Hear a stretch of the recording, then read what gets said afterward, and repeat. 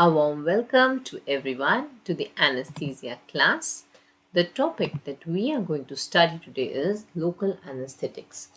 See, when we start talking about local anesthetics, it is extremely important not only from the point of view of your NEET PG, but its utilization is there in each and every field or sphere wherever you intend to go.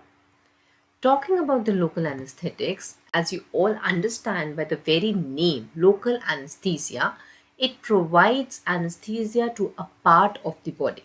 That is, it is going to inhibit the transmission of the nerve impulse in different kind or different parts of our body. So what is actually a nerve fiber? A little recapitulation of the cross section of the nerve. If you all remember, our body has two kinds of nerves. One is myelinated and other is unmyelinated nerves. Talking about the myelinated nerves, first and the smallest part that we have is one nerve fiber, that is your axon. This axon is surrounded by neurolemon sheath, that is your myelin sheath. Your myelin sheath is surrounded by your Schwann cells in your peripheral nervous system and the oligodendrocyte cells, oligodendrocyte cells in your central nervous system. Now, each nerve fiber is surrounded by a endoneurium. This endoneurium and lots of endoneuriums together form one vesicle which is surrounded by your perineurium. And further, such bundles of perineurium are now collected in one and surrounded by a epineurium, eventually forming a peripheral nerve. I repeat, epineurium is the outermost, then you have perineuriums, and the innermost is endoneurium. Moving further, local anesthetics, it transiently, reversibly inhibits the transmission of nerve impulse. This word reversible is very important. Talking about the structure of the lipid soluble local anesthetic, see, it has three parts. One is the aromatic part, which is the lipophilic part of it. Then it has a amino group, which is hydrophilic. And eventually between these two, you have an intermediate chain. And this intermediate chain is going to decide what kind of local anesthetic are we talking about. There are two kinds of local anesthetics. One are esters and other are amides. And who decides it? The intermediate chain decides it. The lipophilic part is the aromatic part, but the deciding factor is your intermediate chain. Local anesthetics are weak bases. That is why they're always present with hyaluronic acids to make them water soluble and stable too. Local anesthetics, please remember they are weak bases. This is asked often. Local anesthetics are lipid soluble, reversible, and weak bases. Going to a little of the history of the local anesthetics, cocaine was the first naturally occurring local anesthetic that was discovered and was used by Kohler in the field of ophthalmology for the very first time. So the first LA that was natural was cocaine.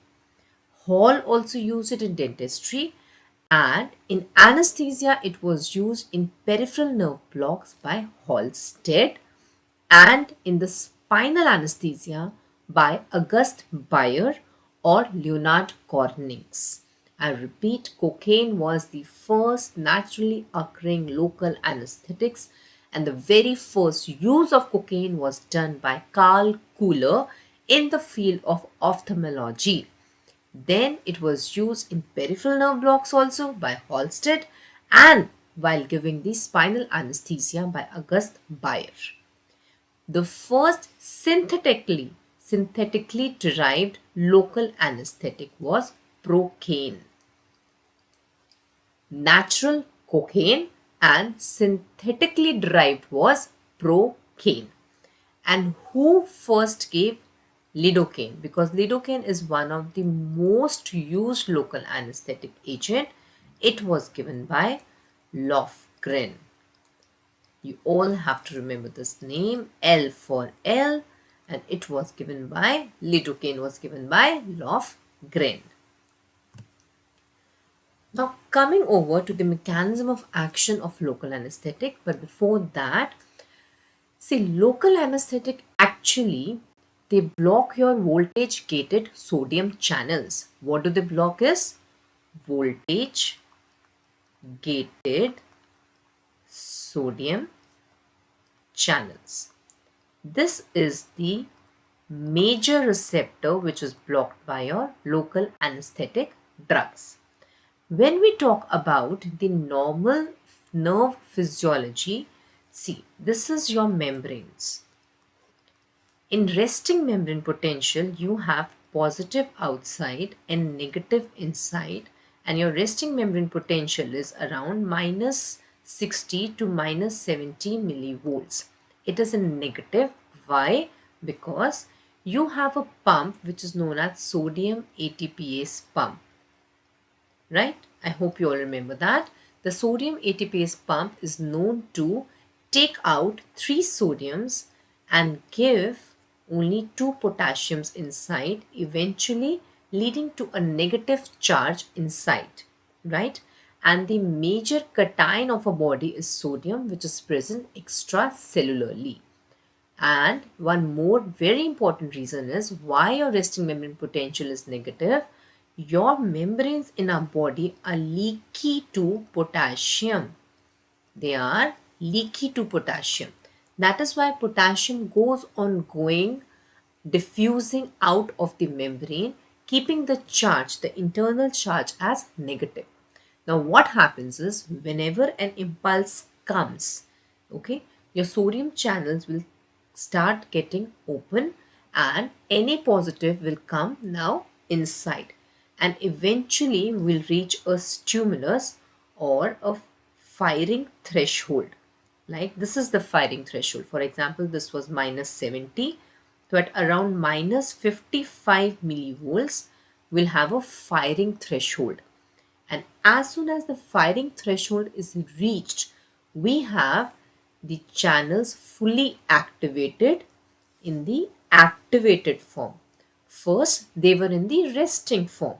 And when that firing threshold is reached, then we have the activated form of the sodium channels and lots of sodium ions are going to move inside and eventually we'll have a positive charge inside and around plus 40 to plus 50 millivolts of voltages generated, and eventually our nerves get depolarized and then followed by repolarization, in which your sodium channels first of all will go into an inactivated state, which is the refractory period of those channels. The refractory period means whatsoever impulse come, but your sodium channels are not going to open. That's your inactivated state of the sodium channels. See, when we talk about the activated state, it is a very, very brief state, just 1 milliseconds. That's it.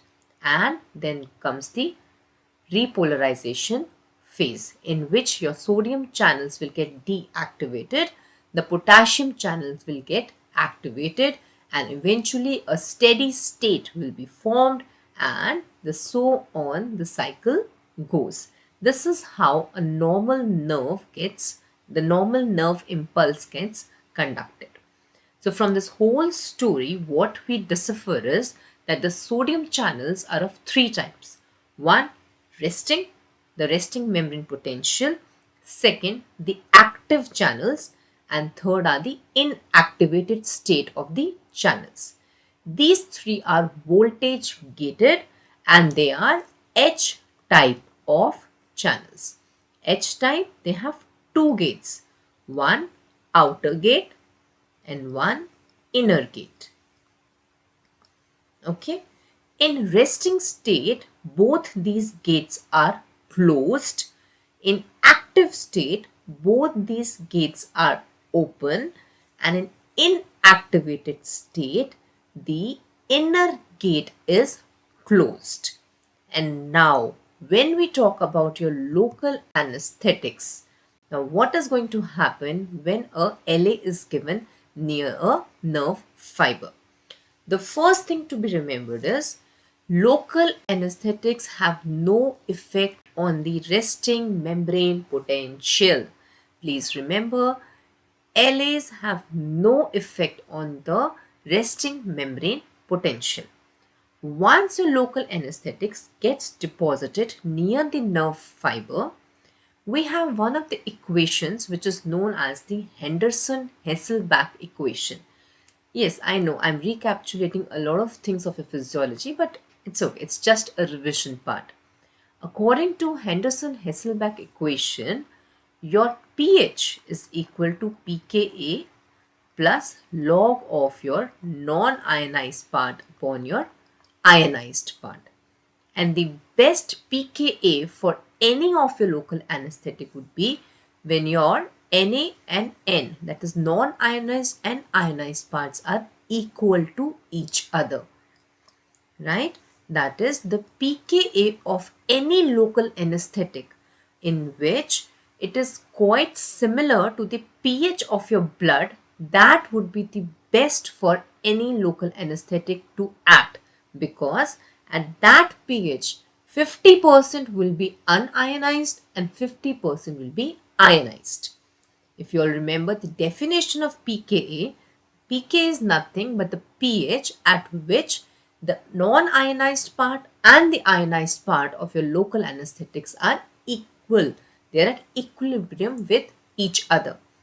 Now, why I am emphasizing on this? Because both these parts are very important when we understand the mechanism of action of local anesthetics.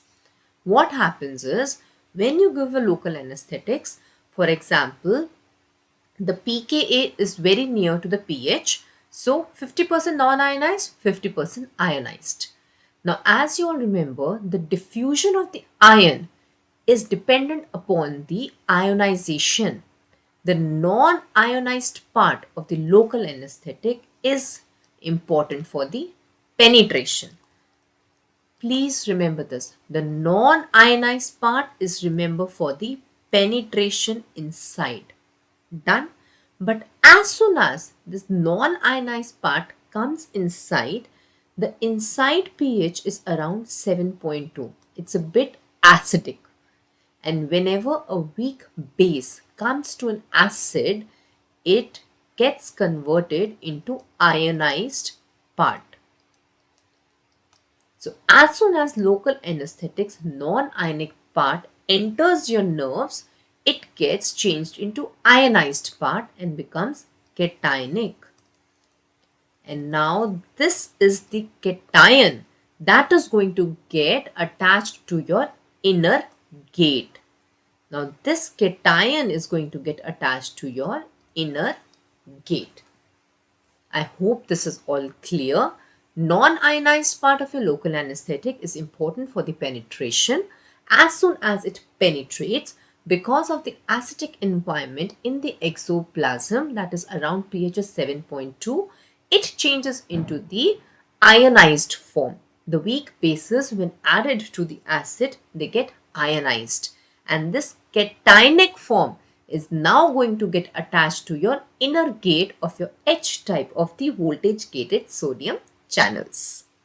The next thing very important to know is, out of these three gates, which is the part of the sodium channels which is most susceptible to your local anesthetics? And that is your inactivated state. Your inactivated state, that is your refractory period, is the part which is most susceptible. A lot of time this question has been asked, out of these, which type of sodium channel is most susceptible to local anesthetics? And that is your activated channel that is most susceptible. That is your refractory period. Your local anesthetic is going to get attached and no longer repolarization is going to take place, or very, very slowly the repolarization takes place, and eventually when there is no repolarization, obviously the next impulse cannot propagate further. That is the mechanism of action of local anesthetic. Now, sometimes in NI and CET, we have multiple choices that are correct. Sodium channels, I've already told, it is the most important receptor that it blocks. But it is not the only receptor that local anesthetic is going to block. Okay, it blocks your potassium also, it blocks your calcium receptors, vanilloid receptors, NMDA receptors also. There are various channels which are blocked by the local anesthetics. Then we come to one of the concepts of minimum local anesthetic concentration, or CM. This is the abbreviated form which is generally given. What this stands for? This shows us the potency of the local anesthetics.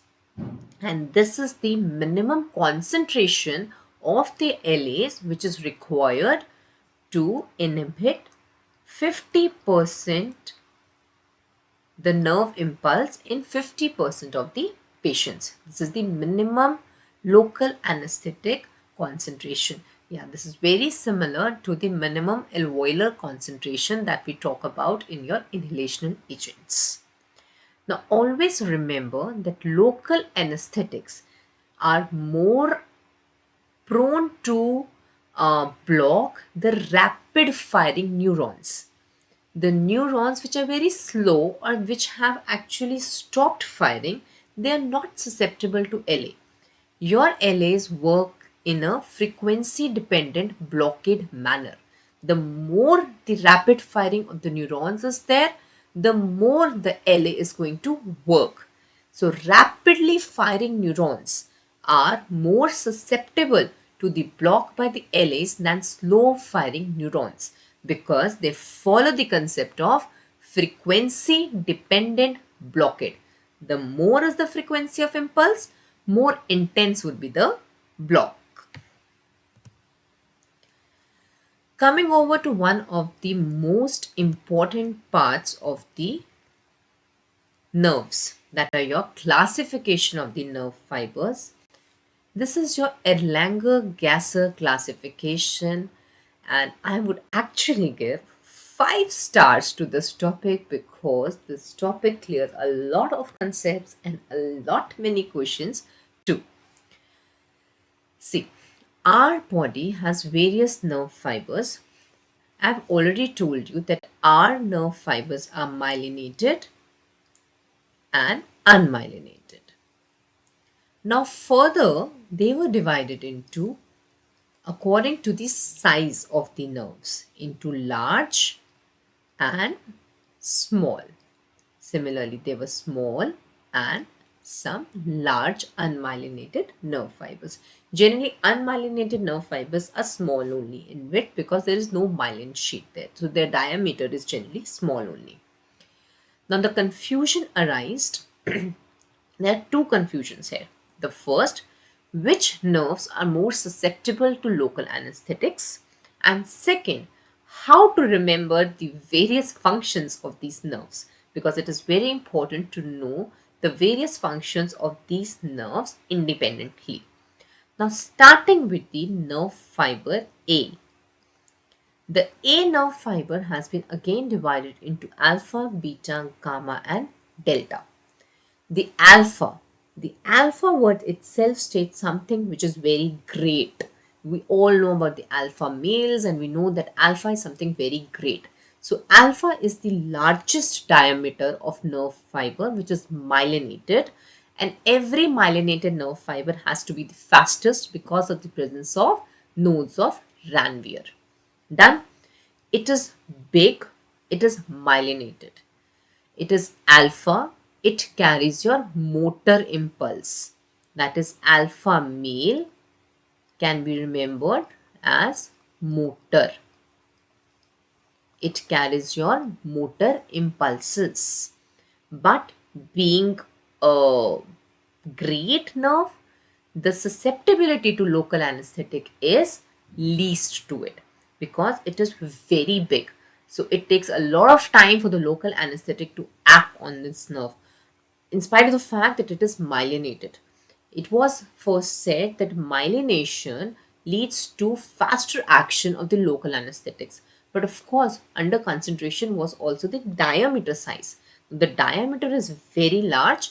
In spite of the fact being myelinated, still the susceptibility to local anesthetic was very less. It's alpha. It is resistant to it, or least susceptible is A, alpha nerve fibers. That is the last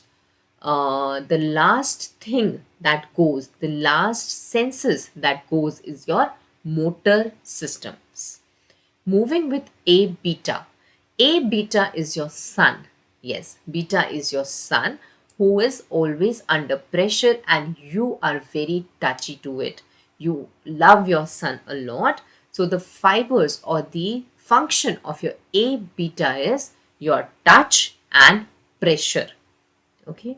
Then coming to A gamma. Gamma is gamma. A gamma functions in the form of muscle spindles. The function of A gamma is muscle spindle. A delta, your pain, your fast pain and your hot temperature. This is your A delta.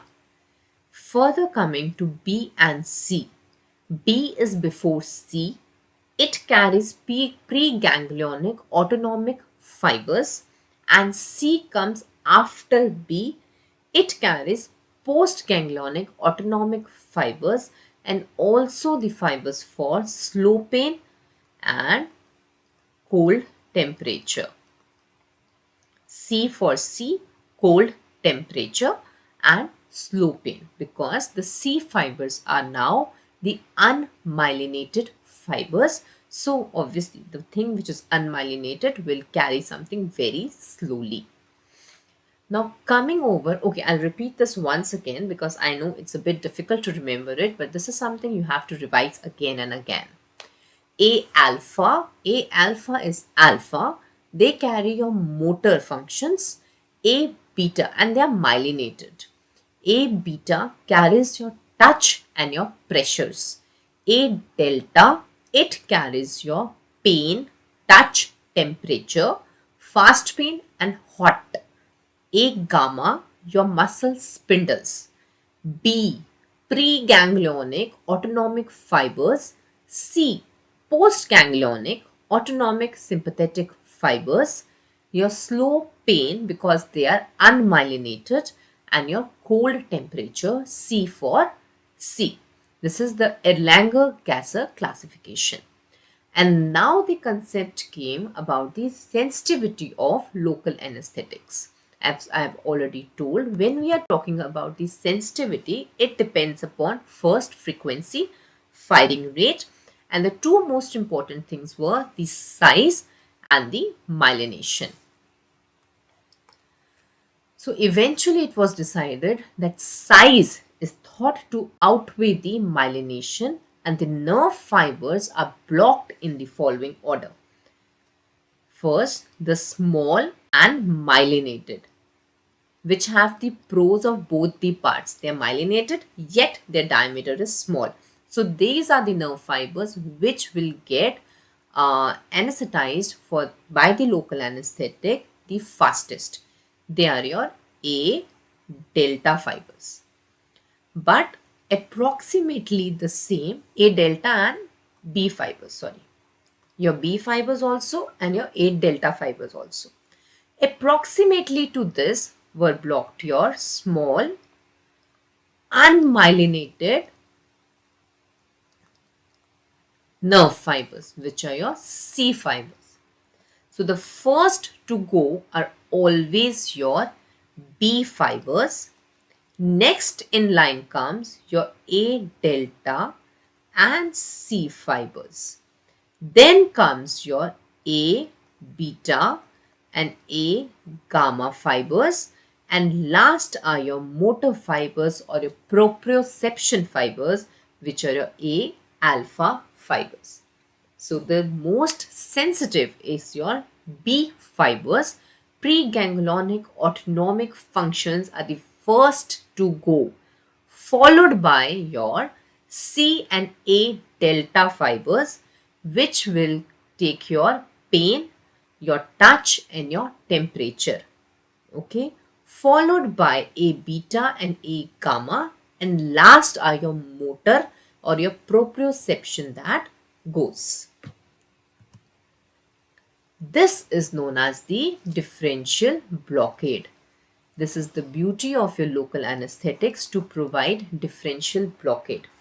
As you will come further, you'll understand the importance of differential blockade, because by varying the concentration or the volume of the drugs, we can actually control what fibers we are actually blocking.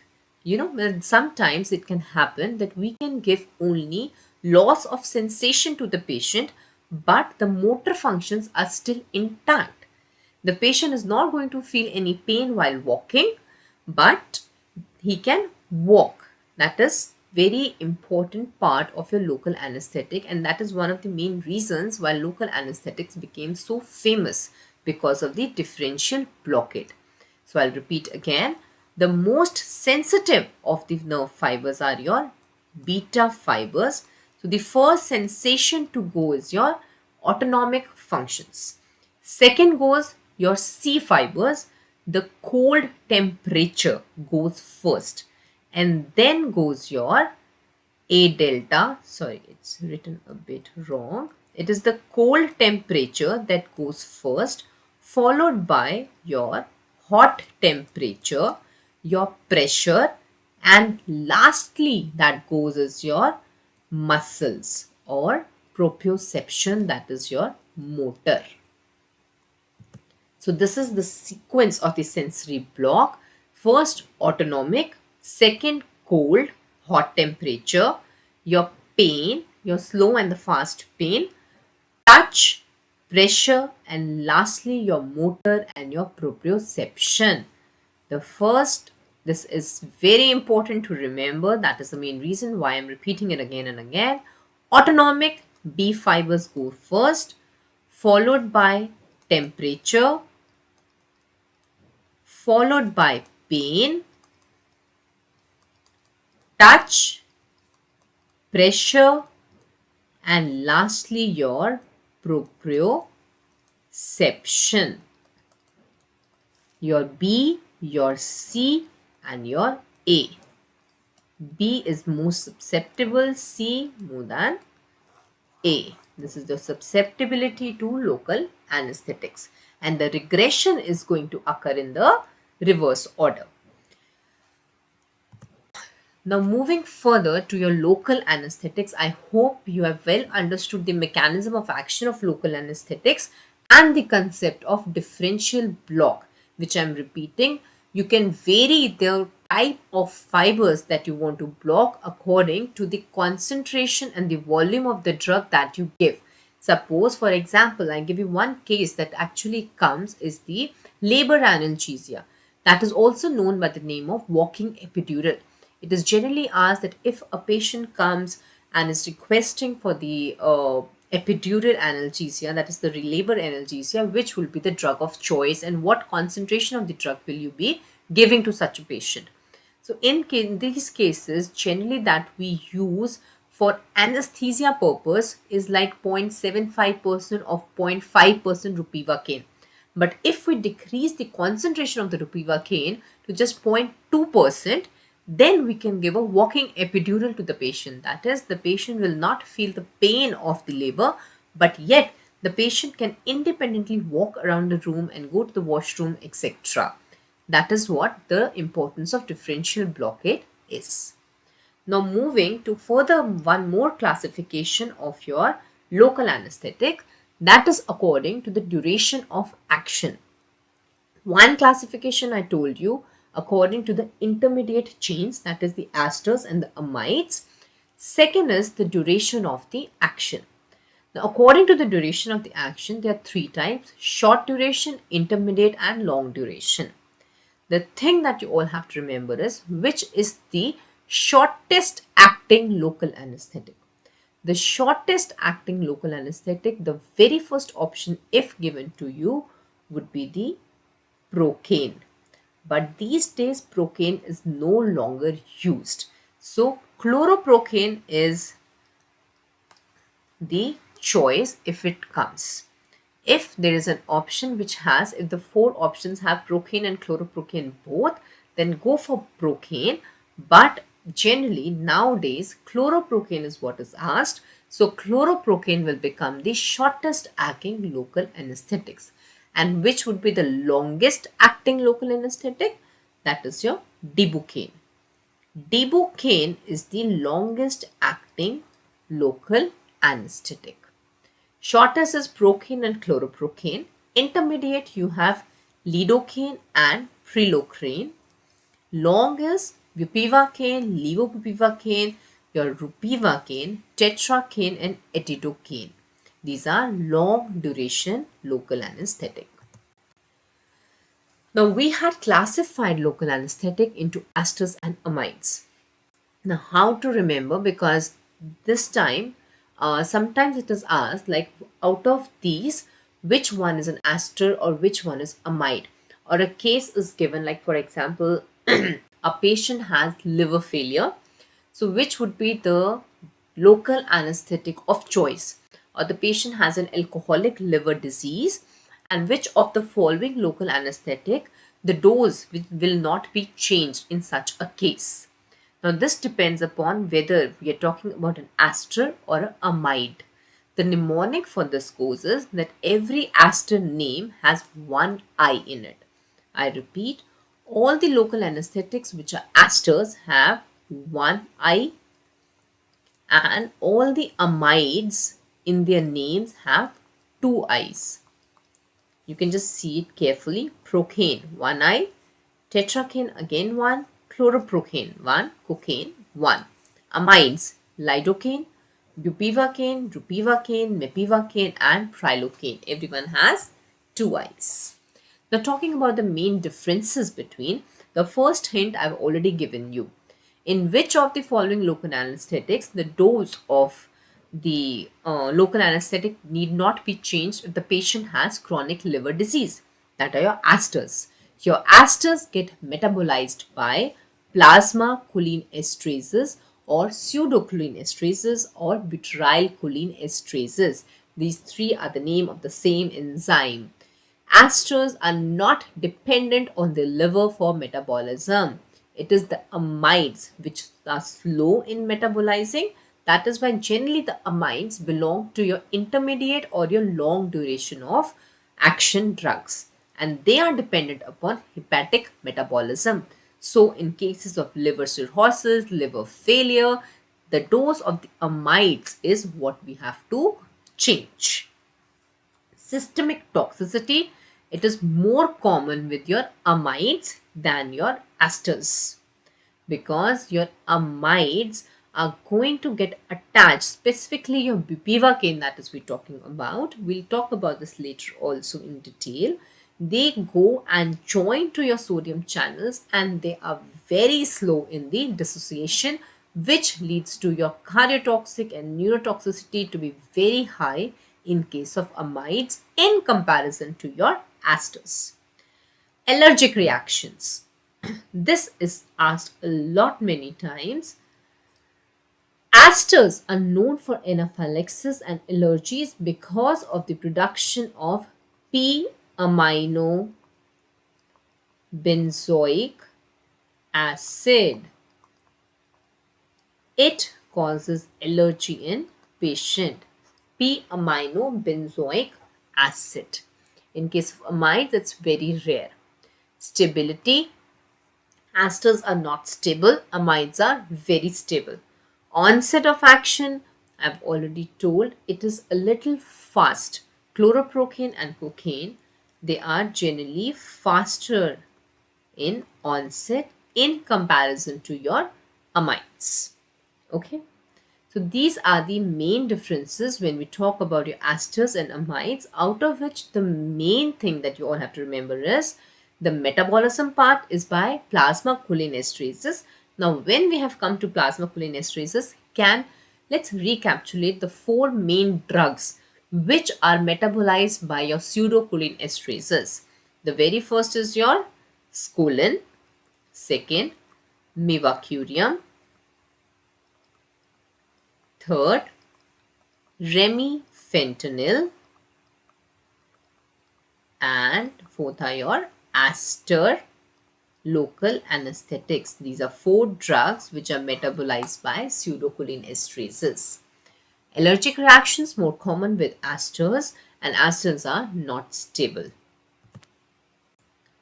Now, what are the factors which can affect the action of local anesthetics? Suppose you have given the local anesthetic. Now, what will happen? Like you have given the local anesthetic, now the concentration, the volume, everything has to be adjusted according to what kind of action you want that LA to perform. Very first, the concentration. Whatever concentration you give, on that concentration will depend what kind of block you are going to get. For example, if you give 0.5% of bupivacaine, eventually you'll get your motor block. That is the least sensitive nerve fibers will also get anesthetized if you give a higher concentration of the drug. But then if you decrease the concentration to just 0.25%, then you will be getting only your sensory block. If you further decrease the concentration from 0.25% to 0.0625% or 0.125%, then you will be getting the sensory loss, which will be a little less intense than your 0.25%, or only your autonomic sympathetic nervous system will, the sensation of the autonomic system will go, and your sensory and the motor part will remain intact. Thus, depending upon the concentration, that like for example I've already given of the labor analgesia, we can vary the concentration, and according to the concentration, the effect of your local anesthetic will also vary. Second, the volume. The more the volume of local anesthetic you give, for example, in your epidurals, the more the volume, the more will be the Keflant response that you will be getting for local anesthetics. Lipid solubility. More the lipid soluble, more would be the potency of the local anesthetics. These factors are very important because you get the direct correlation on the action of the local anesthetics.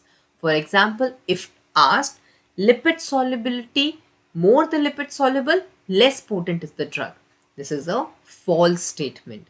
More the lipid solubility, more is the potency. Diffusibility.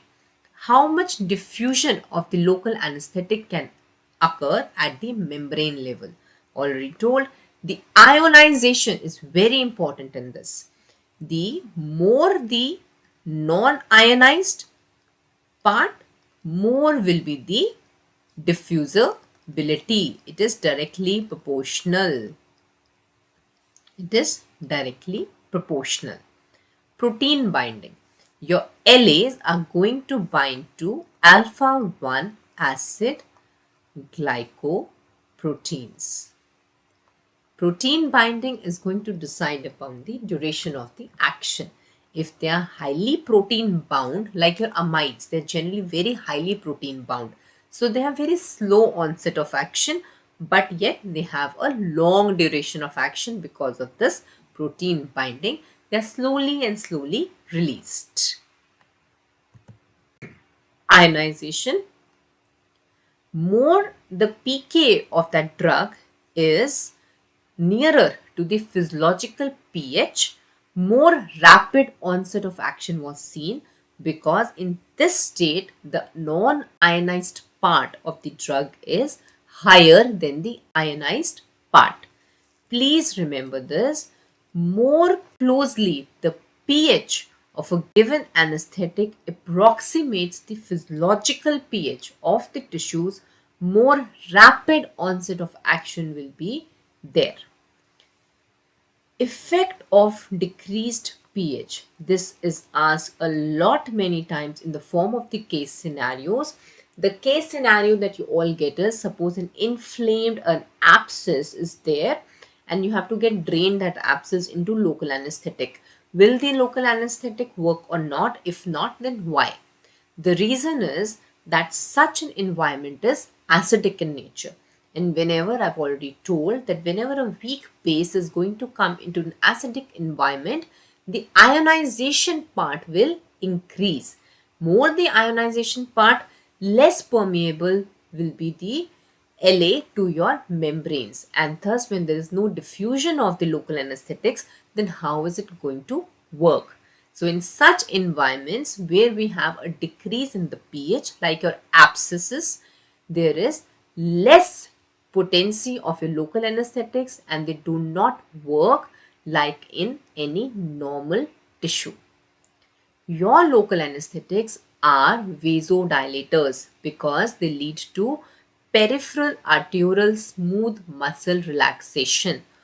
All local anesthetics lead to vasodilation. This is important factor in their work because they dilate the blood supply. As you all know, every nerve has a blood supply along with it, right? Every nerve has a blood supply. So if a local anesthetic is injected and it dilates these dilates these vessels, this will mean that your local anesthetic is going to get diffused into these nerves faster, into these blood vessels fast. I'm extremely sorry, I'm repeating it, nerves and nerves. It's into my mind, it seems. So these local anesthetics are going to get absorbed into your blood vessels faster because they are dilated now. And thus it decreases the duration of the action of your LAs. Your LAs are vasodilators. They're going to dilate the blood vessels which are present along your nerves, and eventually the absorption is going to be fast and they're going to take the LAs away from your nerves and thus decreasing the duration of action of your local anesthetics. The only exception to this is the cocaine. Cocaine is the only local anesthetic which is sympathetomimetic and it leads to vasoconstriction. Please remember C, the cocaine is constrictor.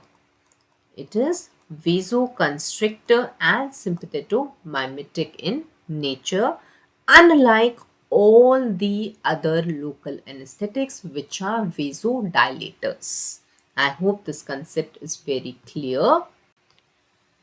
PK we have already talked. Now this is the PK of various drugs which according to me is very difficult to remember. The only thing that is asked or how is this chart is going to help you, I'll just tell you how to decipher this. Generally in questions what they give is that they give you 4 option of the drugs along with their pK values and they give a pH of your blood, and then you have to correlate then which drug will have the fastest onset of action. That drug which will going to have the greatest fraction of non-ionized drug is going to have the fastest, and which will be that drug? That will be the drug whose pKa is very near to your pH. Okay, please remember this. The drugs who have the pKa near to the pH will have non-ionized fraction more and thus will have a faster onset of action.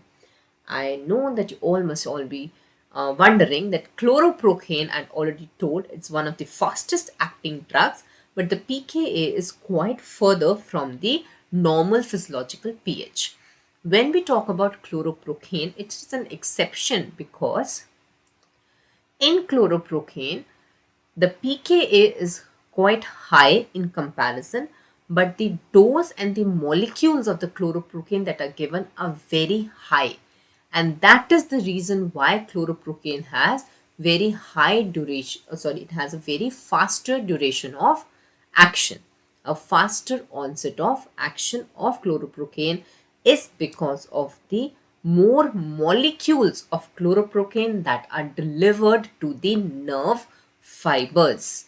I repeat, the fastest acting drug is chloroprocaine, and the longest duration of action is seen in Dibucaine.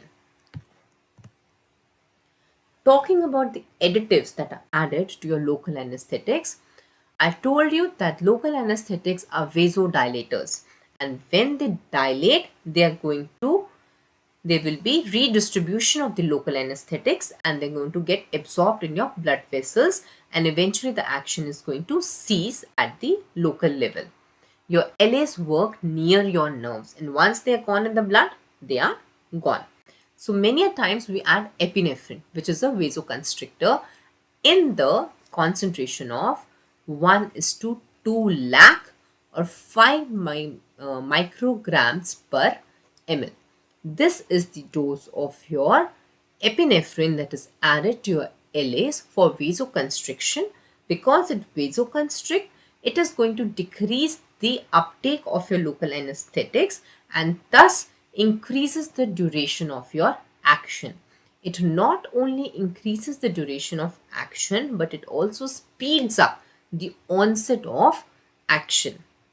It also enhances the analgesia that is provided by the local anesthetics by acting on the alpha 2 adrenergic receptors, specifically when epinephrine is added to your spinal local anesthetic drug. This is the added advantage of your epinephrine. But per se, what you all have to remember is the concentration 1 is to 2 lakh. Epinephrine is added because it's a vasoconstrictor. The only con is it leads to pain. So, any local anesthetic plus epinephrine is known to cause pain on injection. One most important use, and which is frequently asked about LA with epinephrine, is in the form of test dose.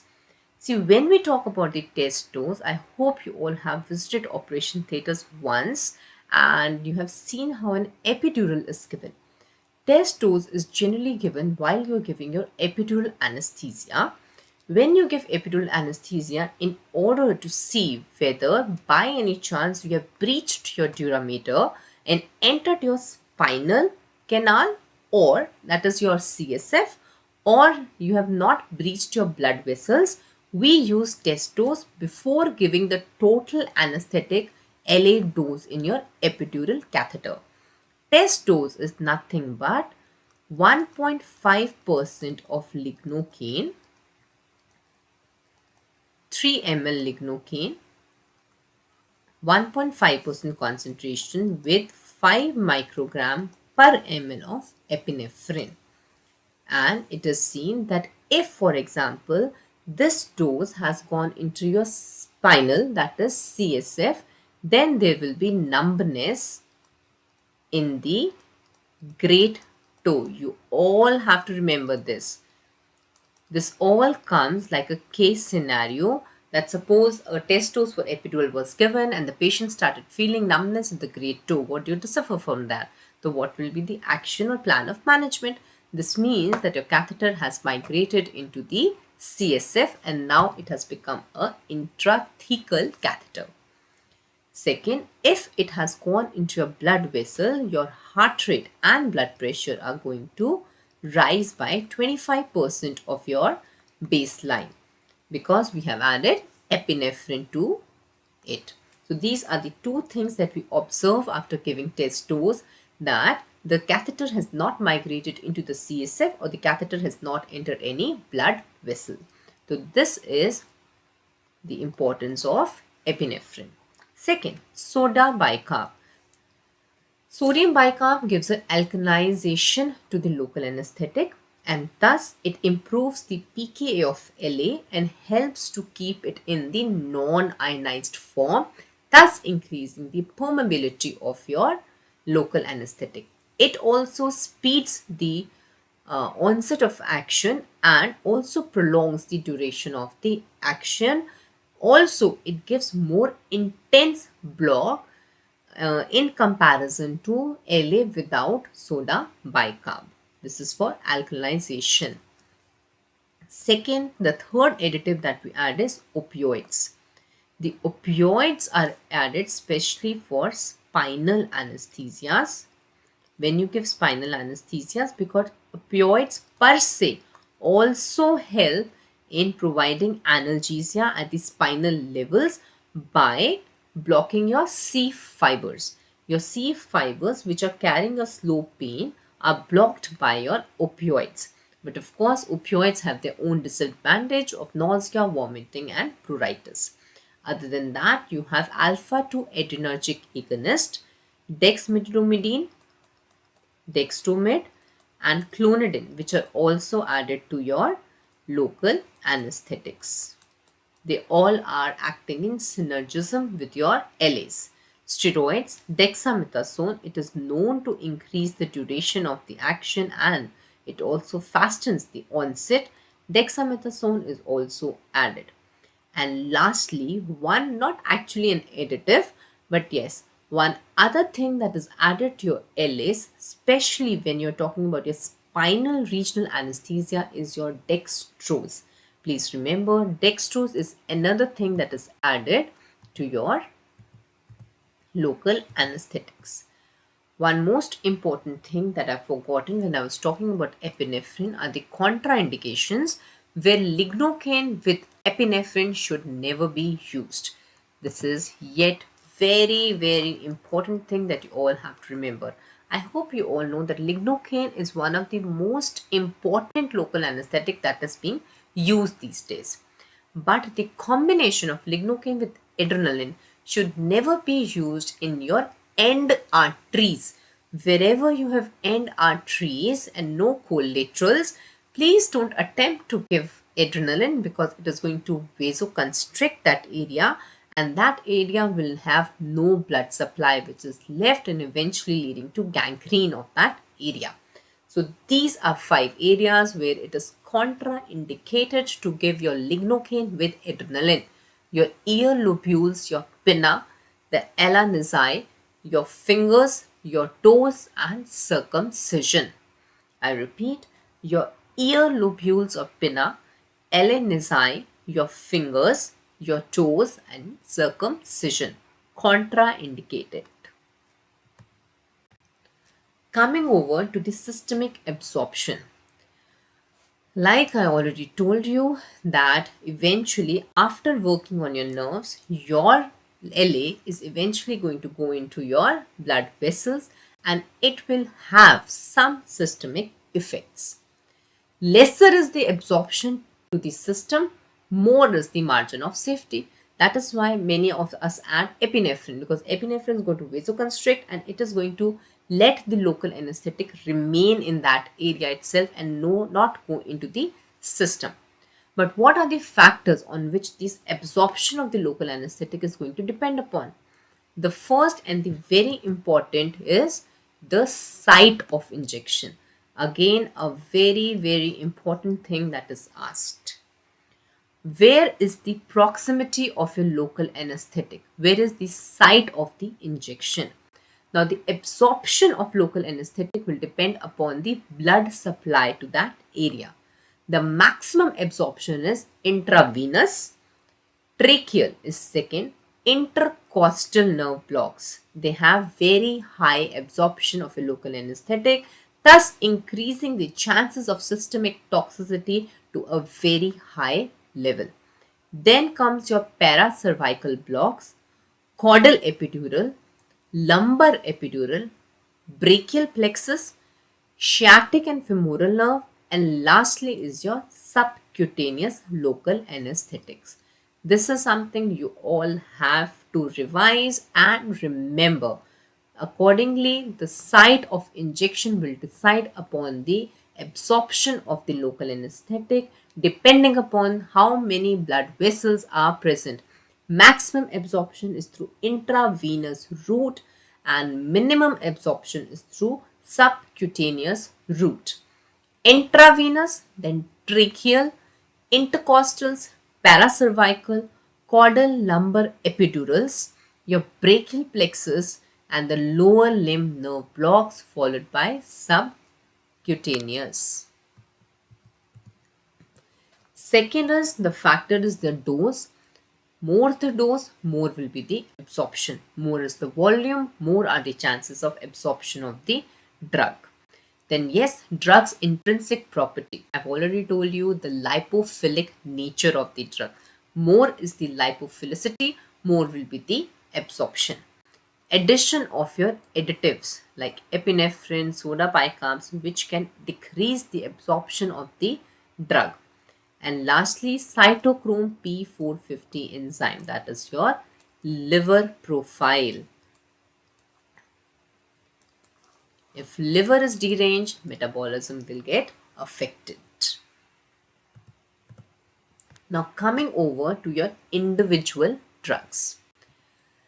The first drug, cocaine, it is present in, this is a little boring topic now what it starts at, but let's see.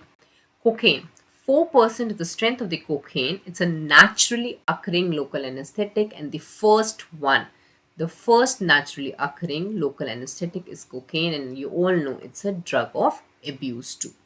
It is derived from Erythroxylon coca tree. Carl Coulan, I've told you, used it for the first time in the field of ophthalmology. It is the only local anesthetic which is vasoconstrictor. It is sympathetomimetic. It inhibits the metabolism and reuptake of your catecholamines. Okay, and that is how it increases your heart rate and blood pressure. One more exception to cocaine is this, which has been asked a lot many times, that this is the only ester which is metabolized in liver.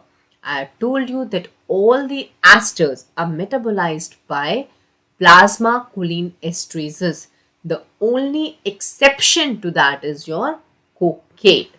Okay, now a 10-star question. Is there any amide also? Yes, the exception is one amide, articaine. This is a amide but with a ester link, and thus this is metabolized by plasma choline esterases.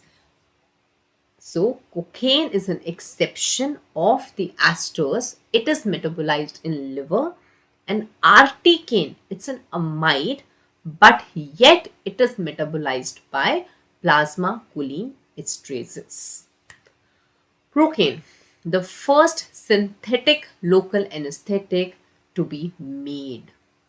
Local anesthetic of choice if given in malignant hyperthermias, because your lignocaine, which is used a lot, it is contraindicated in malignant hyperthermias. In malignant hyperthermias, we've already discussed your scoline and your halogenated compounds, inhalational agents, should not be used. Even your lignocaine has been seen to make the patients more susceptible to MH. Procaine is the local anesthetic of choice when we are dealing with patients who have a history or susceptibility to malignant hyperthermias. Please remember this. Chloroprocaine, shortest acting, thus used for day care surgeries. How it is shortest acting? Even this has been asked once in AIIMS exam. This is because of the addition of chlorine that is added to the procaine has made its metabolism or hydrolysis very fast. Okay, that is why it is shortest acting, used for day care surgeries. Other drugs which have been used for day care surgeries, let's have a quick revision of it. The induction agent, it is your propofol, which is used for day care surgery. Talking about your opioids, remifentanil, and your muscle relaxants. Your muscle relaxant is mivacurium, and your inhalational agents, Des, the first choice, and or Sivo. So these are all the other drugs that we have recapitulated which can be used for daycare surgeries: propofol, remifentanil, mivacurium, desflurane or sevoflurane. When we talk about chloroprocaine, chloroprocaine was known for its neurotoxicity. Please remember, chloroprocaine was neurotoxic because of the presence of its preservative, sodium metabisulfite. That was one of the reasons why chloroprocaine was banned and taken out from market. But now it has come back into the market in a preservative free form. So chloroprocaine, because of the presence of sodium bisulfite, leads to neurotoxicity, and sometimes EDTA, disodium diacetate, is added to chloroprocaine, but that is also responsible for that back pain that patients complain after your spinal anesthesia, because chloroprocaine leads to one phenomena known as hypocalcemia because of the presence of EDTA. The EDTA is a chelating agent for calcium, and it leads to local hypocalcemia according to the hypothesis why there is so much back pain after giving chloroprocaine. So this was the hypothesis. So finally we have preservative free procaine, chloroprocaine, which is being used in daycare surgeries because of the neurotoxicity of the sodium bisulfite, which was present as a preservative in chloroprocaine. Prilocaines. Prilocaine is an amide. The thing that you all have to remember about prilocaine is metabolism. It gets metabolized to orthotoluidine. Please remember this.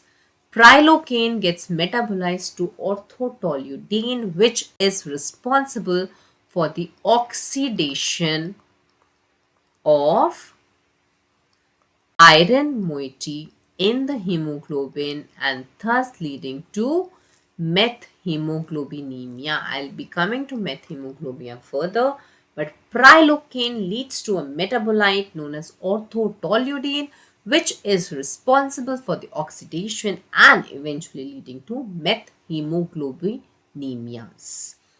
Then we have an amla cream, which is the combination of prilocaine with lignocaine and asked a lot. Amla is eutectic mixture of local anesthetics. Eutectic mixture of local anesthetics, two local anesthetics, lignocaine and prilocaine, each in the concentration of 5%, 50-50 are added to make this cream. Eutectic mixture, not going into details, it has something to do with the melting points of these two, lignocaine and prilocaine local anesthetics. That is the main reason why only these two drugs are added to each other. Now, when amla cream is applied, what is the use of amla cream actually? Generally, it is a topical cream which is applied, and depending upon, it can be used for insertion of your venous cannulas. Then it can use for skin grafting also, for lithotripsy, for port wine stain removal when laser removal have to be done. Then also amla cream can be given for topical application. But the amount of the drug absorbed through the amla cream is very important. It depends upon the contact time. You all have to remember this. Amla cream has to be applied for at least 45 to 60 minutes under occlusive dressing. Okay? And it penetrates, the dermal penetration of amla cream is around 3 to 5 mm, and the duration it works for is 1 to 2 hours only, and it delivers around 1 to 2 grams of this local anesthetic per 10 centimeter square. So this is all about the amla cream. The amount of drug absorbed will depend upon the contact time that you give, the blood flow that is present, how much creatinine, how much thickness, what is the thickness of the nerves, sorry, of the skin, because it has a dermal penetration of around only 3 to 5 mm, and plus how much dose has been applied. Amla cream is contraindicated in certain cases. For example, you cannot apply amla cream to mucous membranes or broken skin or pediatric patients less than 1 year of age who have a lot of immature skin which is present on them. So, amla cream is contraindicated in the cases of mucous membrane, broken skin, and less than 1 year of age of children. So, amla cream is a little important to know. So, I have given a little details of how amla cream can be used. Benzocaine. Benzocaine, again an ester. The only important thing about benzocaine is that it also causes methemoglobinemia. Yes, procaine and now sorry, prilocaine and benzocaine. They both are known to cause methemoglobinemia. Then you have tetracaine, which is topically applied. Benzocaine is also topically applied. Actually, these days, one of these questions have also come, that which of the following local anesthetics can be topically applied, or which of the following can be applied topically, except like prilocaine can be applied topically, your lignocaine can be applied topically, benzocaine can be applied topically, tetracaine can be applied topically. But bupivacaine, ropivacaine, levobupivacaine, they are not applied topically. Coming over to lignocaine. Lignocaine is one of the mostly used local anesthetic and the only LA that can be given intravenously in a preservative-free form. I repeat, because lignocaine is one of the drugs that you all are going to use. Intravenous lignocaines are always preservative free. The preservative that is added to lignocaine in other forms of lignocaine are methyl paraben. This is the preservative for it. IV form is also known by the name of Xylocard, and this is preservative free. Lignocaine has multiple uses other than your analgesia. It is used for analgesia. It is used like an antiarrhythmic agent in your ventricular fibrillations, but not atrial fibrillations. Lignocaine is ventricle and not atrial fibrillation. Supraventricular tachycardias, we don't use lignocaine. Lignocaine is used for ventricular tachycardias. It is used to decrease the stress response during intubation and laryngoscopy. Intravenous Xylocard or preservative-free lignocaine is given and it decreases the stress response. But you have a safe limit of lignocaine. When lignocaine is used alone, you can use 3 mg per kg of lignocaine, but if used with epinephrine, then the safe limit increases to 7 mg per kg. If alone, then 3 mg per kg, but along with epinephrine, the dose increases to 7 mg per kg. This is the only local anesthetic that is used for Byers block. We don't use bupivacaine or ropivacaine. In some cases, prilocaine has been used, but the most importantly that is used is your lignocaine for the Byers block. Byers block is a type of regional anesthesia in which LA has to be given intravenously.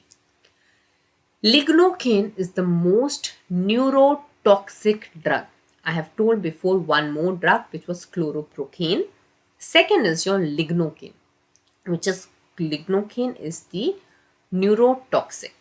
That is the main reason why lignocaine was banned from given in spinal in during the spinal anesthesia. Before that, 5% lignocaine has various concentrations. 5% lignocaine was used for spinal anesthesia, but it was known to cause transient neurological symptoms. Please remember this. Lignocaine has been leading to transient neurological symptoms.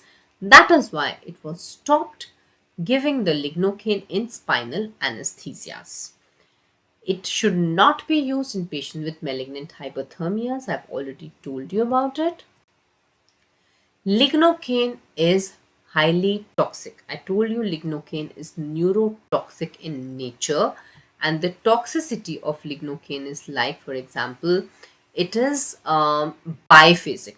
By biphasic, I means that generally first it leads to lightheadedness and numbness and dizziness, and eventually it leads to excitation and slurred speech, motor tremors and excitations, and finally ending to seizures.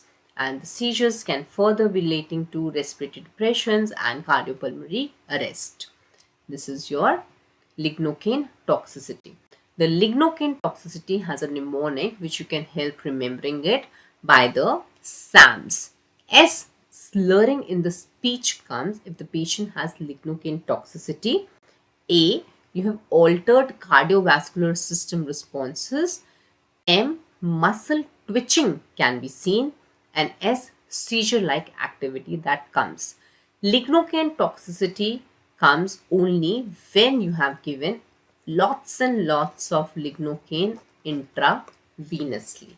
Okay, that is, the patient will complain about slurred speech, about the altered cardiovascular system responses can be seen on the monitor, the muscle twitching or tremors, M, and S, eventually seizures, which can end up to cardiopulmonary arrest also. Now, talking about the lignocaine, we have one ratio that you all have to understand is CVS to CNS ratio. We'll be coming to this further also, but I think this is the best part which you all have to understand. This is the therapeutic index for the local anesthetics. For example, the lignocaine has the CVS by CNS ratio of 7. That is, 7 times drug which can be neurotoxic is required to bring that cardiotoxic effect of lignocaine. If, for example, 1 mg lignocaine causes neurotoxicity, then 7 mg lignocaine will be required to cause cardiotoxicity. So the margin of safety is quite wide when we are using lignocaine. But next, when I'll be talking about other drugs like bupivacaine, the margin of safety in those drugs is very less. It is just 2. That is, if suppose in CNS you need 1 mg for the neurotoxic effects to come, and 2 mg, the cardiotoxicity will also start. So the margin of safety when we talk about, it's very good for lignocaine. This is around 7. You can remember this with L and 7. They are mostly upside down. Lignocaine is metabolized in liver to produce monoethyl glycine xylidide. This is the metabolite of lignocaine, and this is active metabolite. Lignocaine is present in various concentration. 5% was used for spinal, but now it is not used. 2% is used in the form of lignocaine jelly that is present in your operation theaters. 4% also we have for the gargling purpose, which is used to anesthetize your nasopharynx and your oropharynx, for example, for intubations or to decrease the stress response of intubation. Then we have 10% topical spray of lignocaine, which is used by the ENT personnel to do indirect laryngoscopy, or during awake fiber optic intubations, we use this 10% spray.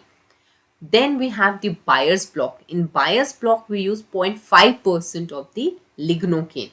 And eventually, the lignocaine can also be used For the peripheral nerve blocks like your supraclavicular, your interscalene block, and the concentration that is used there is 1%. Lignocaine concentrations, yes, it is important, so you have to revise it again and again. 0.5% for bias block, 1% your peripheral nerve blocks, 2% jelly, 4% gargles, 10% is your spray, and 5% the spinal, which, sorry, I have forgotten it, but it is actually being forgotten because it is no longer used now. Articaine, I told you about the exception of the articaine, and the use of articaine is in dentistry actually. Centribucridine, it is another drug which is used for dental procedures. Debucane number, if you all remember, I just hope that you all remember about that atypical pseudocholine esterases. That makes Debucane very, very important. The other thing that makes it important, it is longest acting local anesthetic. Coming over to bupivacaine. See, bupivacaine is one of the most important drugs which are being used these days for spinal anesthesia and also a peripheral nerve block. When we talk about bupivacaine, it is actually a racemic mixture of R and S. There are two forms. The two enantiomers join to form a racemic mixture of bupivacaine, out of which S is safe. The S enantiomer is safe. It is the R enantiomer that makes it cardiotoxic. Bupivacaine is highly cardiotoxic, which increases by the precipitating factors like pregnancy, acidosis, hypoxia, and hypercapnia. Why it is cardiotoxic? It is cardiotoxic because it gets joined to your sodium channels, your resting or your inactive sodium channels. It gets joined to those, and it has very high affinity. It does not dissociates from them faster. That is why it is a negative inotropic and chronotropic in nature, leading to myocardium depression.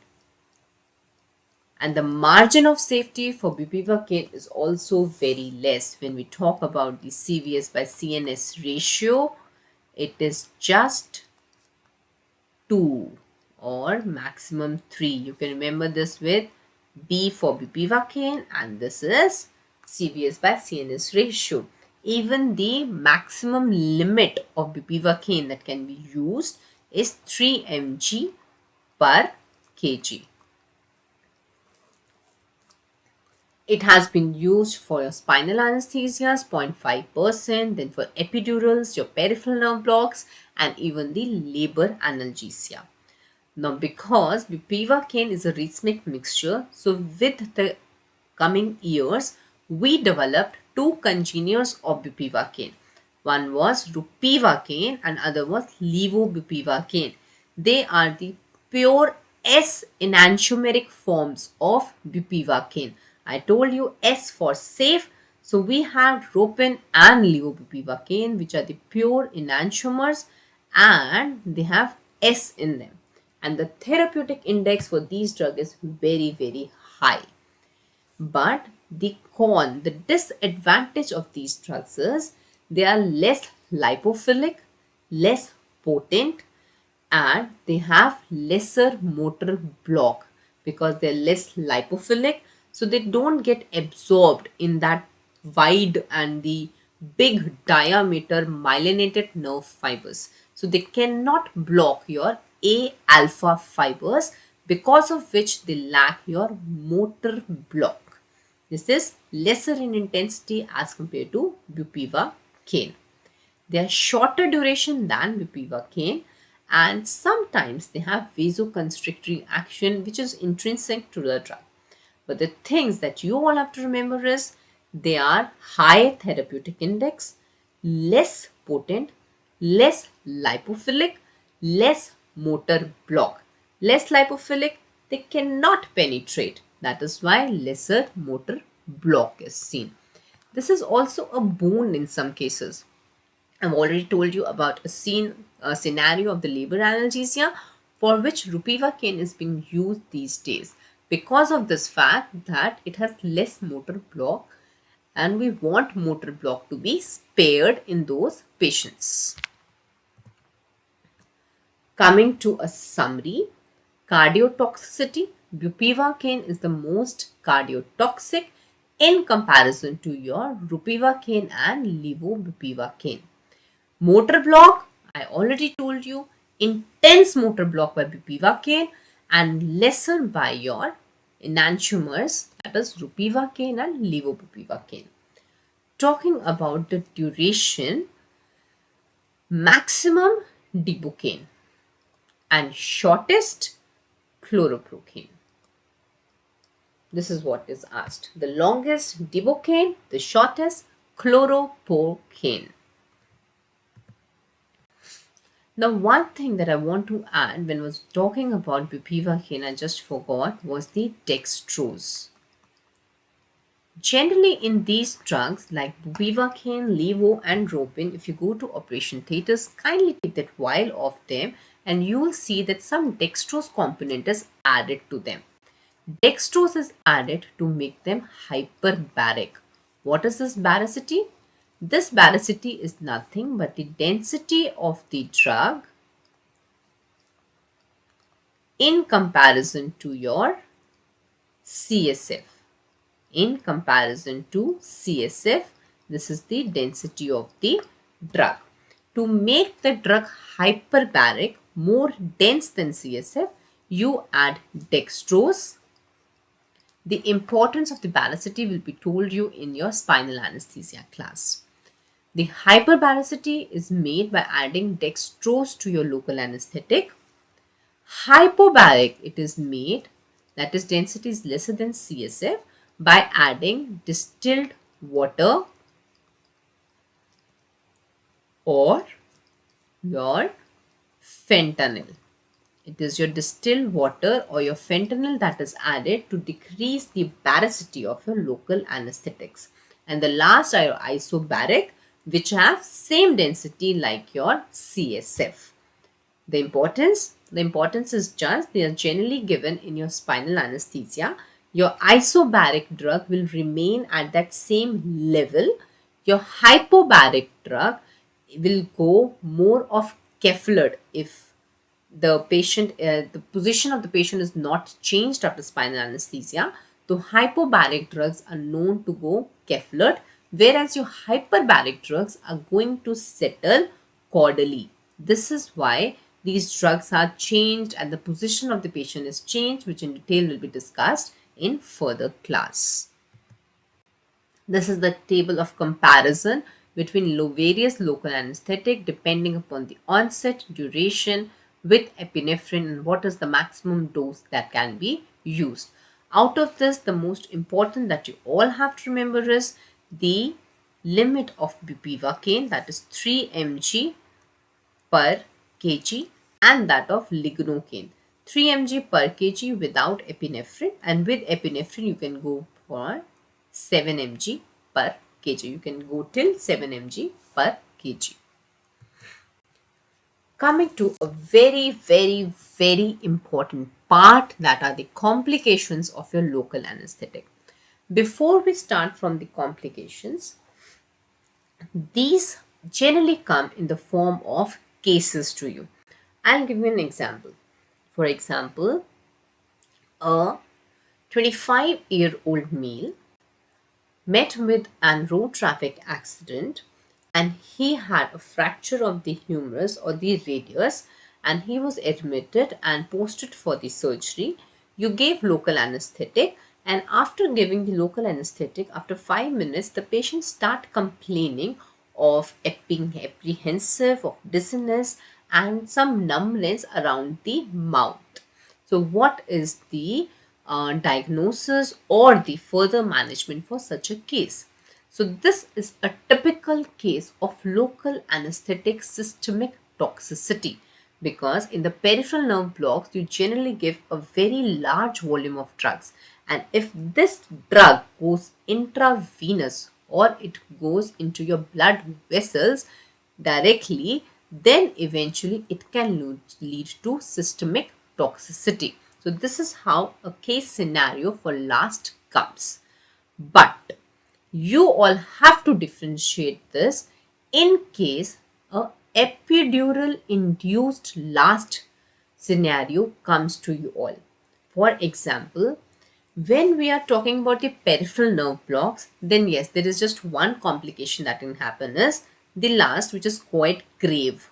But when suppose a 26-year-old woman comes in the OPD in labor, in the active stage of labor, and wants an epidural for the relief of pain. You gave epidural, you inserted the epidural catheter followed by test dose. Then the test dose was given.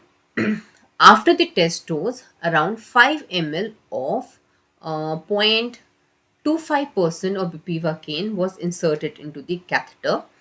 After that, the patient started complaining of numbness. The patient started complaining of apprehension, of respiratory upset. The patient was not able to speak properly. So, what could be the diagnosis in such a case? In such a case, you have to remember that there could be three scenes. Okay, one is high spinal, total spinal, and last. When we are talking about the local anesthetic being given through an epidural catheter, I have already told you that please be careful about two complications that can happen. One, the catheter can migrate into the CSF, and eventually all the 5 ml drug that you have given is actually going to the CSF, leading to maybe high spinal. The high spinal will be characterized by the inhibition of your T1 to T4 fibers, that are your cardio acceleratory fibers. And your case will also be telling you that the patient is conscious but is suffering from hypotension, oblique bradycardia. That is your high spinal. But the patient will be conscious and the patient's respiration will not be that compromised if it is a high spinal. Done. Then comes the total spinal. In total spinal, you will have medullary depression. Your drug has reached your brain stem in total spinal, and your cranial nerves are getting involved and respiration is getting compromised. The patient becomes unconscious. This is the scene of total spinal which comes. The patient has suddenly become unconscious, respiration has depressed, and what could be the diagnosis? Because 5 ml of drug, if gone spinal, then yes, it can lead to total spinal. But you have to find that key words in your question.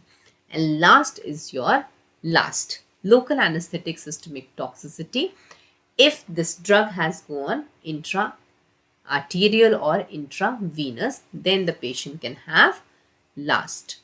So the case here comes as of circumoral numbness,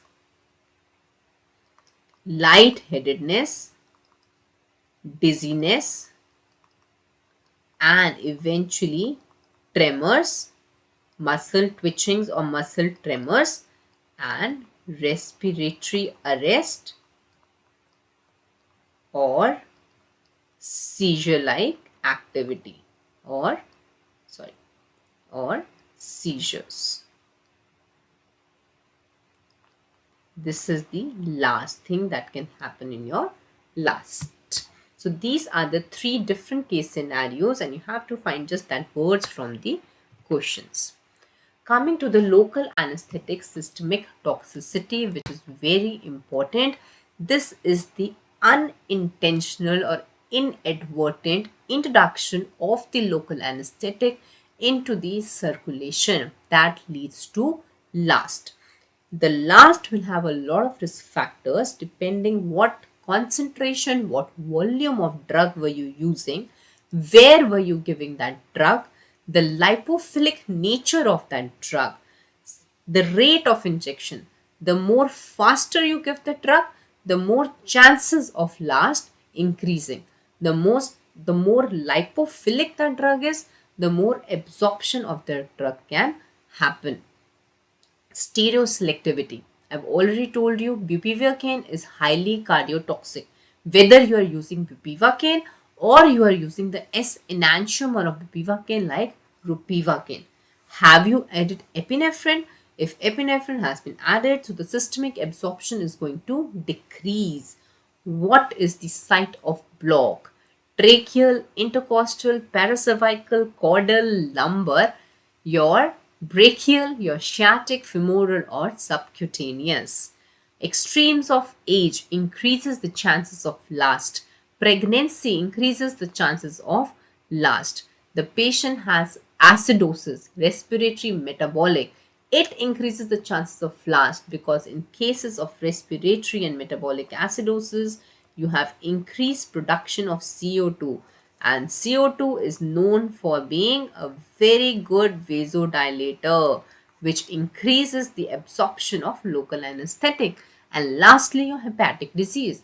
If the patient has liver failure or etc., those patients are very susceptible to increase in the duration of action of the local anesthetic. Not only this, but eventually if a minimal amount of local anesthetic has also entered your circulation, the patient will not be able to metabolize that. So all these are the risk factors for your last. Now, actually, what happens? How are you going to diagnose the last?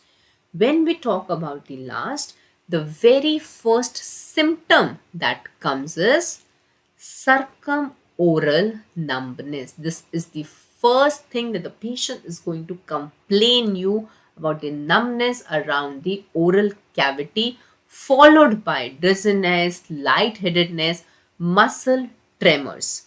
And the first sign that you all can see is your nystagmus in the eyes. The first sign that will be visible to us is nystagmus of the eyes. Treatment. So what would be the treatment if local anesthetic systemic toxicity occurs? The first is stop the injection there itself. Second is supportive. Supportive in the sense resuscitate the patient. If need be, then kindly secure the airway of the patient, intubate the patient. If suppose you have an arrest, to start the CPR of the patient. Okay. The first thing also which is very important is to please call for help. If the option comes that the very first step to be followed is call for help, stop the injection, supportive therapies, and giving benzodiazepines or giving intralipid emulsion. The first thing has to be done is stop there itself, call for help immediately, give supportive treatment to the patient. If seizures are occurring, give benzodiazepine to the patient. If arrhythmia is occurring, the drug of choice is amiodarone. If arrhythmias is occurring, the drug of choice is amiodarone. Last we have is intralipid emulsions which can be given to increase the excretion of the local anesthetic from the body after the resuscitation has been done. We use 20% intralipid. It forms a complex with your local anesthetic and it takes your local anesthetic through the urine out of the body. We use 1.5 ml per kg of 20% lipid emulsion followed by 0.2 mg per kg per minute. Now, the most important thing is propofol. Please remember, propofol is also lipid, but it is not a substitute for intralipids. Actually, these patients are already cardiac unstable. So please don't start giving propofol to these patients. ACLS have to be followed in case you have a cardiac arrest. And last treatment which can be followed is your cardiopulmonary bypass for such patients. These are the guidelines for the local anesthetic toxicity. The first is call for help. Consider lipid emulsion. If seizures are there, consider giving benzodiazepine to the patient. If there is arrhythmias or hypotension, give epinephrine. You don't have to give any blockers to the patient. No beta blockers, calcium channel blockers, or vasopressin is recommended in last. I repeat, epinephrine is given or amiodarone is given. No beta blockers, no CCBs, and no vasopressin is given. When we talk about the lipid emulsion is 20%. The dose of lipid emulsion is going to change according to the weight.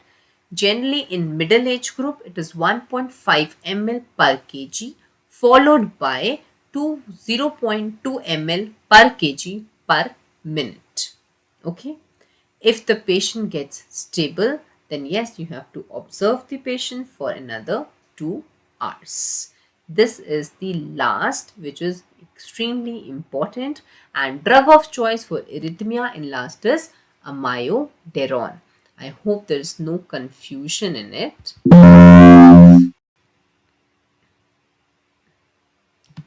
Moving further,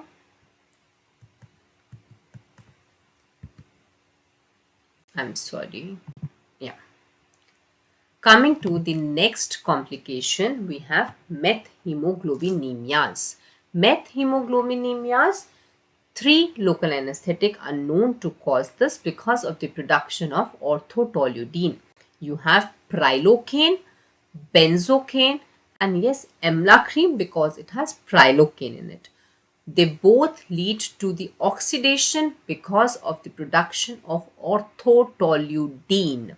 Okay, and the methemoglobinemia by definition means when more than 1% of your hemoglobin is methemoglobin, it is known as methemoglobinemia.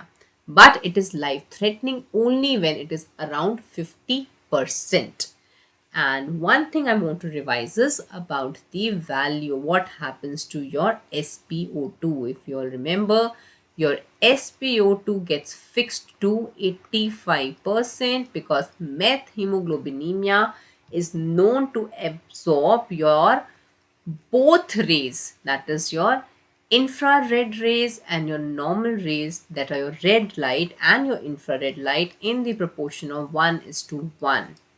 So the SpO2 values get fixed to 85% in methemoglobinemia. What is the treatment of choice? The treatment of choice is some reducing agent which will reduce the 3 positive back to 2 positive. That is your methylene blue. Intravenous methylene blue is given 1%. Intralipid was 20%. This is 1%. 1 to 2 mg per kg over 5 minutes of IV methylene blue, which is a reducing agent. Allergies, yeah, it is quite in for esters we have seen p-aminobenzoic acids, and for amides we can have the preservatives which are methyl paraben or the sodium metabisulfite which are being added. Local toxicity can be there if we are giving for Bayer's block or intravenously we are giving the lignocaine, then yes, it can lead to ischemic necrosis. Neurotoxicity, I've already told you, repeating it again, 5% lignocaine is neurotoxic, leading to quada equina syndrome. This was the reason why lignocaine was banned to be used for spinal anesthesia, because it leads to quada equina syndrome. Uses of uses of local anesthetic: topical, you can nebulize, spray, gargles, apply as amla cream. It is used to give local infiltrations, that are your field block. peripheral nerve blocks, then your Byers block, that is your intravenous regional anesthesia, your central neuraxial block. The newer trends that have come, sometimes only this is asked, the above two, that is the tumescent anesthesia. In one of the papers, the limit of the tumescent anesthesia was used. See, tumescent anesthesia, in very brief, in just one single line, I'm telling you, it is a mega dose of highly diluted local anesthetics which are given in a very large dose. Locally, it is given to produce an anesthesia. That is your tumescent anesthesia. The maximum limit is 35 to 55 mg per kg. These days, in order to decrease the complications of your local anesthetics and to increase the duration of the local anesthetics, what we have changed is the drug delivery systems. Now, the local anesthetics are being delivered in the form of liposomes, nanospheres, and microspheres for two reasons. One, to decrease the systemic absorption, and second, to increase the duration of action. Rest, we have many other things. For example, we have photo triggered anesthesia, which are coming these days to increase the potency of your local anesthetics and to speed up the onset of action. Now, coming to a quick revision of your local anesthetics, a case comes that you are asked the reason that the patient was given any XYZ aster and suddenly developed an allergy. The reason? P-amino benzoic acid. Done. Then local anesthesia for topical anesthesia, which all drugs can be used. Lignocaine, tetracaine, benzocaine, prilocaine. These are the main drugs which are used for topical anesthesia. Dibocaine are not much in use these days. You have LTB, lidocaine, tetracaine, and your benzocaine. Topical sprays, peels, cocaine. Even cocaine was being used earlier, but now cocaine is also not being used much. But yes, topically it can be given. Longest acting Dibocaine, it is the most toxic also, so it's not used these days. One of the scenarios which was seen in the last year's paper were foreign body in cornea and a local anesthetic had to be given. So what is the choice? The choice is tetracaine. Okay, a foreign body in cornea, a local anesthetic of choice is tetracaine. Walking epidurals, labor analgesia, already discussed. First, it is ropivacaine 0.2%. The whole case can come that a gravida comes into an active stage of labor asking for labor analgesia. So what would be the drug of choice? Reason ropin, and why? Because of the higher therapeutic index and lesser motor block. Byers block. In Byers block, the intravenous local anesthetic which can be given is lignocaine only. Somewhere it is written then prilocaine can also be given, but if one choice for Byers block, that is always lignocaine. Bupivacaine, levo, ropin, they all are contraindicated to be given intravenously. Byers block, you just have to remember the contraindications to Byers block: your sickle cell anemia, Raynaud's disease, and peripheral vascular diseases, if any. They are contraindications to your Byers block. One interesting local anesthetic is mepridine. Mepridine is one of those anesthetics which can be used if a patient is allergic to amides as well as asters, and it can act like a local anesthetic. It is not in the category of LAs, but yes, if allergic to LAs, then mepridine is a substitute to it. The local anesthetic which has a good surgical relaxation also associated with it is etidocaine. These are one liner questions which I ask, like shortest acting, longest acting, most toxic, most neurotoxic, most cardiotoxic, and the good surgical relaxation local anesthetic, that is your etidocaine. Of course, then a case scenario can come over like an alcoholic liver disease or a liver cirrhosis patient. It's been posted for a surgery. So, which local anesthetic of choice would be there? Of course, if the surgery is of shorter duration, then you can use your asters, because asters are metabolized by plasma cholinesterases, unlike your amides, which have hepatic metabolism. But if you have a surgery which is going to last for a long time, then yes, such a patient can have a prolonged effect of peripheral nerve block if given a amide local anesthetic like a bupivacaine, levo, or rupin. Done. The next two things which I want to emphasize or just want to tell is about the susceptibility. There's a one table that you all have to prepare about the susceptibility of the local anesthetics. Sorry, susceptibility of the nerve fibers. First is your local anesthetic susceptibility. Second is the susceptibility of the nerve fibers to hypoxia. And lastly, it is pressure. As I've already told in my previous classes, let's have an edge over others. So this is one of the edges. Local anesthetic, we have already learned about the susceptibility. The most susceptible are your B, followed by C, followed by A.